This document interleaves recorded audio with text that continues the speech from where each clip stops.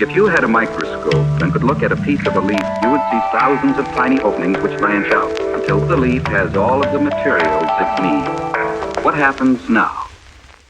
Welcome to this mini lecture. Today we're going to be talking about 5 useful effects that you can use in After Effects right now. So here we are in After Effects, and let's talk about the first one, which is levels. Okay, so this is not a really sexy effect. It's not going to make things explode or bend or distort or do anything crazy like that. But this is an effect that I use in every job. Always, okay? And let me explain what it does for those of you who don't know.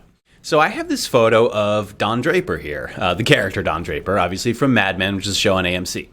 And basically, I think Don Draper looks better in black and white, right? So I wanted to take this color photo of Don Draper and make it black and white. And just say this was like a real job that I was working on, like I was doing a promo for AMC, and I needed this to be black and white, and I really needed the black and white levels to be perfect, to just like the blacks to be really inky and the whites to be really white and the medium tones to just feel really perfect in there, okay?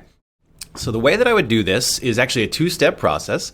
First thing I'm going to do is select this, my layer, the photo, and go up to Effect and Color Correction.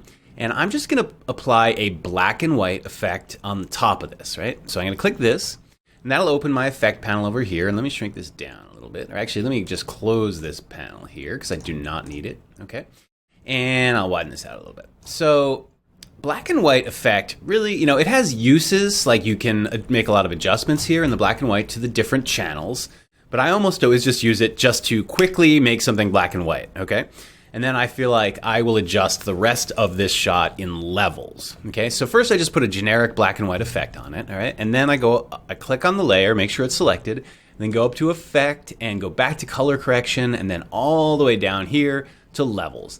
Now I know we talked about color correction effects when we did Noel's neckties or Harry's hats or whatever, but and all we really talked about were color correct effects. That's because for the most part, these are really like design-friendly effects in After Effects where you can make small adjustments to things to just make your artwork look a lot better, which is kind of a big step in After Effects because you're almost always applying some sort of form of color correct in After Effects. It's just really good at that, right? So I'm going to go to Effect, Color Correct, and Levels, right? And that'll apply the Levels effect up here into my effect controls for this shot, okay? And I had my black and white open, and I just twirled the arrow down because I just don't need to see any of those values, right? So here we are in Levels. Now, the way to look at Levels, okay, this is a little bit tricky, this one, I think because maybe it was color or whatever, but usually the way this works is you have pretty clearly defined like 2 little shoulders, I think they're called. There's some technical terminology here. It's basically just like where this kind of slopes down here and where this slopes down here. And what you're supposed to do is kind of take the white level, which is represented by this little slider here, and move this up till it's somewhere around the end of that shoulder there, okay? And then do the same for the black one, kind of put it sort of at the end of where this information is right here, okay? And right away, you could see if I turn this off by clicking this FX button and turning it back on and off, right away, this is way better than this. I mean, once you see that, this just looks really low con, and then when you see this, it's like just that little bit nicer and more high contrast. The final step here is to adjust the middle value, which might be the gamma, I think that's called. I don't know, and it really doesn't matter. But this is where you'll really dial it in and get this to look just the way you want it. Just say you want it to look like kind of edgy and moody and sort of like a little bit more night, you could like dial this down so it's a little bit darker behind him. Then you could always move the white value back up a little bit so that it's less like burning. Because if I turn the white up too much, you'll see like right here in his cheek, he kind of blows out and it's no good. So you can kind of see that right there start to happen. So you want to be careful with the white and in the relationship between the white and this middle value. But you can really get some nice color corrects out of this. And again, if you compare this to how it originally looked, or even like that, I just think this is a way sexier contrast for this shot, okay? Right on. So that's Levels, and I would try to use that on a lot of things. It doesn't necessarily have to be just black and white, though it works really well with black and white, okay? Let's move on to effect number 2 that we're going to talk about. Gaussian blur, okay? Now, Gaussian blur is definitely more of a sexy effect that people always want to know. Now, there's a lot of blurs, and let's just look at this for 1 sec. So up here in effect, if you look at the blurs, whoops, there's a lot of blurs. There's a bilateral blur, there's a camera lens blur, there's cross blurs and radial blurs and vector blurs and channel blurs and directional blurs and blah, blah, blah. Okay, radial blurs. And those all have really specific uses, and sometimes those are great. Like a directional blur, for example, here, will allow you to blur things just, for example, horizontally if you want, so that it's moving. It can kind of like blur horizontally or whatever. And that's really cool and really useful sometimes. I used to use blurs a lot in my work when I was younger, and now I find that I almost never use blurs, but whatever. When I do use blurs, I tend to use this Gaussian blur, which they also have in Photoshop, if you're a Photoshop person. And Gaussian blur is, I think it's named after a mathematician named Gauss. I don't know. And it's just a really sweet blur here. I'm going to click this on, and you can see that now I put that on for my AE Kickstart layer. And if I ramp up the blurriness, or if I twirl this down here and use this little slider, you can see that this kind of gets just like blurrier and blurrier. And what I kind of like about this is it's a very organic blur. It kind of feels like it's turning into like a cloud or something, you know? So I kind of like that. Before we animate any of that, though, I do want to show another trick, because I have a kind of specific animation in mind for this shot that I want to show you, all right? Which is kind of this, like, I like blur and type sometimes together. I think it can really look nice together.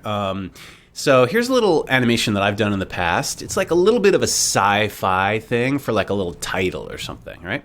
So I have this word AE Kickstart, which I just typed in here as normal. And we didn't really talk much about these text animators, but if you twirl down here and then twirl down, and then you'll see next to text, there are these animate, and then there's like a little tab here, okay? And this is how we can animate the tracking of type that we create in After Effects. Tracking is kind of like kerning, sort of same thing if you're familiar with that term. So I'm going to turn on tracking, and that kind of gives me this little animator here, okay? And what that allows me to do at a glance, or in a nutshell, I should say, is change the tracking amount so that I can kind of like space that out like that, right? That's working that way, by the way, because actually I need to turn this back on in my paragraph. I have this as, centered text. If I had it like this, it would be widening out and tracking from the left side or the right side. So make sure, if you want to try this, that you put the paragraph in the center, okay? And so let's see. What I'm going to do is animate this. I'm going to put this back down to 0, and I'm going to make a keyframe for the tracking amount 0, and then I'm going to go like 1, 2, 3, 4, 5, 6, 7, 8, 9, 10, or something, like a long time, like 3.5 seconds or something. And I'm going to track this out now till like here. Right? And, so right now that just animates like that, which is cool enough on its own, and I think that might be a fun thing for you guys to try sometime. But check this out. If I also animate the blur at the same time, right, I'm going to make a blur keyframe here at frame 0 for 0 amount of blur. And then what I'm going to do is I'm going to go to the end here, and I'm going to blur the heck out of this. I'm going to turn it up to like, I don't know, 40, which is, you can see that it's kind of like almost completely off and, blurred out, I should say. And let's preview that. Right? So, this is more like an exit for the type. Like it's already been on screen and then it's like moving off like this. But you can kind of see, this might even need to be longer because it's tracking out so far. But it's pretty fun. It has this like kind of cool like sci-fi vibe to it. And you could even like, I think that blur might be too much, or you could start the blur like a little bit later so that it's like tracking first and then it starts to blur. Yeah, I think that looks nicer. And you could even at the end here, you could have this like, you could also hit Shift T to show the opacity, make a 100% opacity keyframe, and then do a nice long slow kind of like fade out there as well.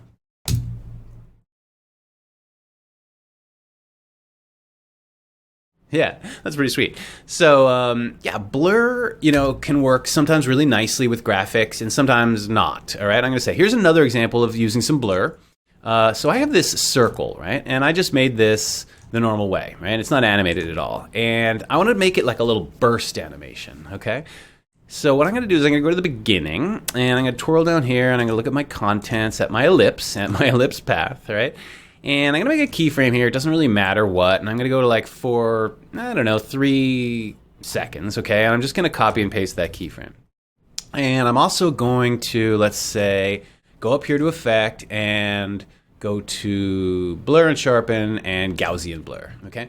And I'm going to make a 0 Gaussian Blur keyframe there, and I go back to the beginning, and I will just, let's see, make another Gaussian Blur keyframe at 0 there, okay? So right now it's not doing anything, it's just hanging out, and it's got a bunch of keyframes. Oh, and also I want to press UU, and I want to go to the stroke width, and I make a stroke width keyframe there, and I'm going to go down here to the end and just click that to make another stroke width keyframe, okay? So none of these values that I have in here are at all accurate. I just wanted to sort of like put keyframes in first, okay?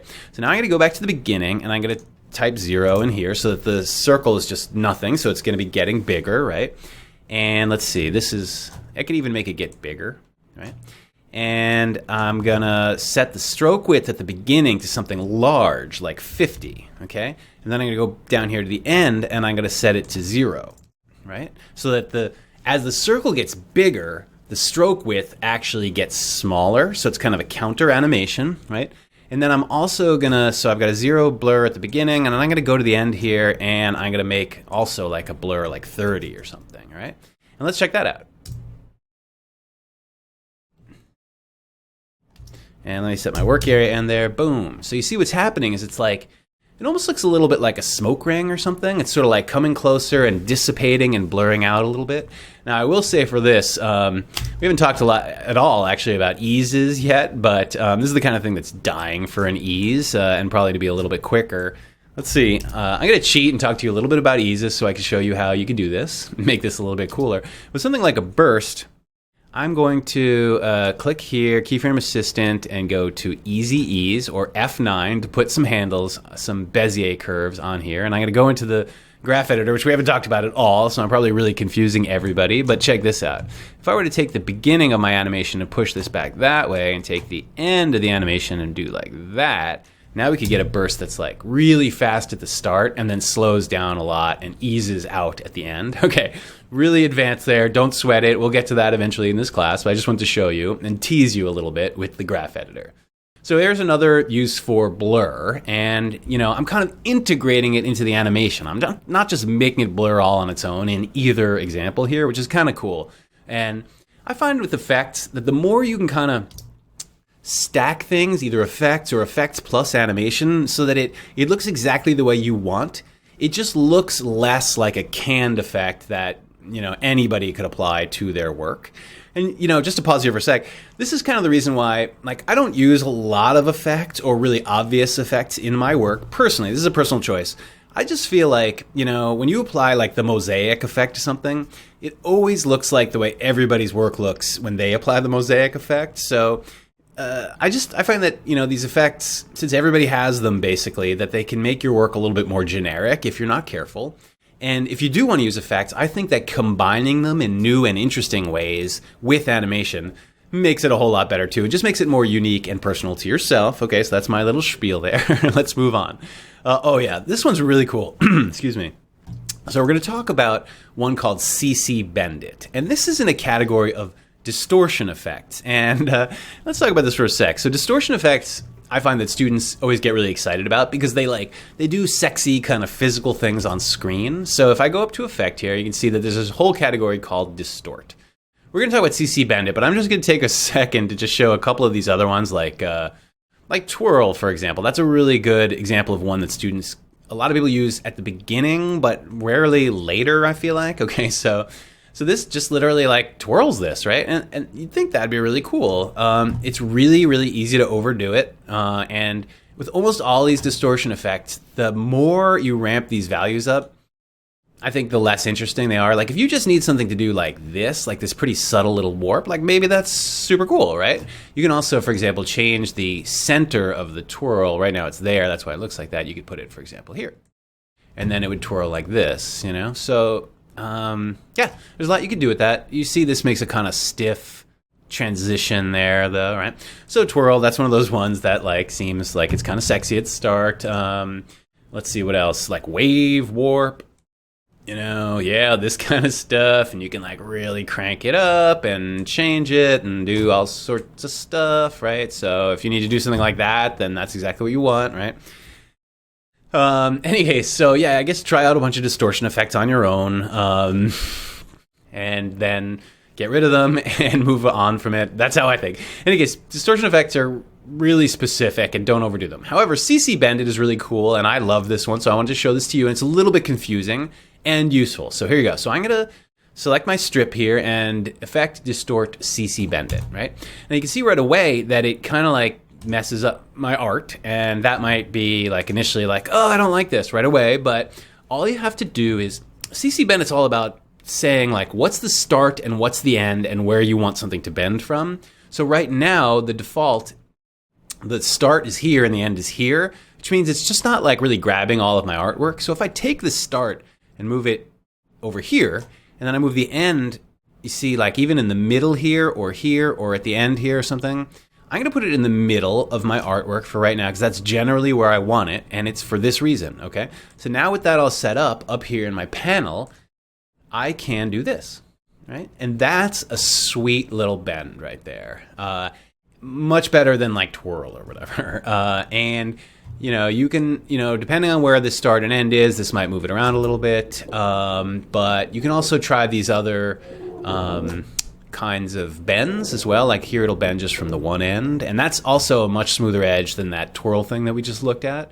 So, so I find that CC Bendit's actually really, really useful. Like even just like a little character thing, if you have to make him like frown or smile, or if you're like animating this, a little bit like the way we did the mustache or the way I did the mustache in Harry's Hats was sort of like to have like a little kind of flapping bend on something. It's really easy and useful to do this with CC Bendit. So I would definitely recommend checking that out and playing around with it, okay? So that's CC Bendit. I really like that one. And then number 4 is Fractal Noise, which this one's really cool, and it's a little bit complex. And I'm going to show it a very specific instance of it, because Fractal Noise is one of those things that you could do a billion things with it, but I'm going to show you this one, which I really like. And again, I'm returning to this black and white photo of Don Draper, which I made black and white. And just to show, because you need kind of a background here. So what I'm going to do is show you how to use fractal noise to create some kind of like, just like moving grit on screen. All right, I have a tutorial on YouTube about this, but I'm going to go really quickly through this. But if you press Command Y to make a new solid, and let's go ahead and make that a black solid. Okay, pretty familiar thing here. Hit OK. So now we have a black solid, and I'm going to go up here to Effect and Noise and Grain, Fractal Noise, okay? And then in the noise and grain category, there's a bunch of interesting other like choices and stuff. But I'm not going to talk about those now, but fractal noise is really cool. So when you put fractal noise on, right away it creates this like, I don't know, like it's like a close-up of a sponge or something you're looking at. And, you know, in terms of effects, this right here, this is like a more complex one than a lot of the ones that we've used before. It's got a lot of buttons in there.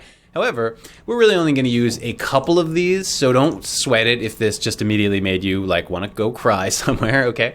We're going to use basically like 4 settings of this, and that's it, okay? The first one we're going to use is this contrast, okay? Contrast and brightness. And what I want in this case is a black field with little white specks, okay? So I'm going to ramp up the contrast a lot so that it's really black and white with like not that much gray area there, okay?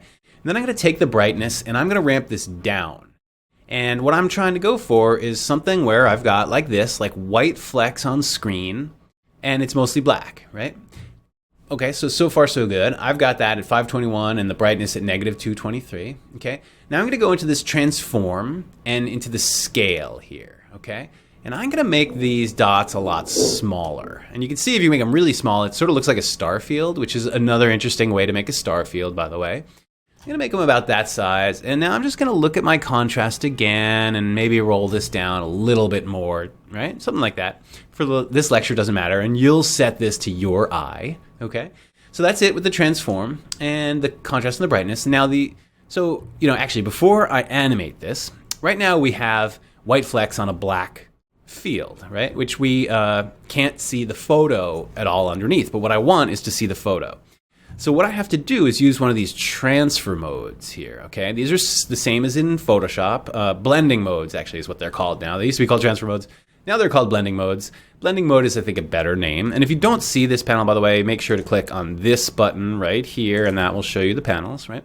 Now, there's a lot of choices in here. Mostly they fall into these kind of 4 categories. These here, these are kind of what I call they're basically like multiply effects. And if I put that on, it's added, it preserves the black and makes the white transparent. So it's really not doing anything right now. But if we put on kind of the opposite, which is like an add effect, it drops out the black and just keeps the white on screen. So that's like what we want in this case right now, okay? Now we can see Don Draper poking through there. And, that's fine. But right now, there's no animation going on. And what I want is this to have this, some movement in this little grit, right? So in order to do that, we have to talk about the 4th little property of fractal noise that we're going to play with. But really, this is it.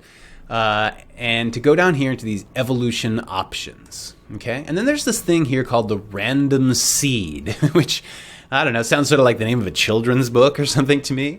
There once was a random seed. Anyway, but here, as I twirl this value, you'll see exactly on screen what I'm talking about, all right? So check this out. So now this is making what looks like a little sprinkle of noise and dirt, right? And I just have to change this value, and that's what it does.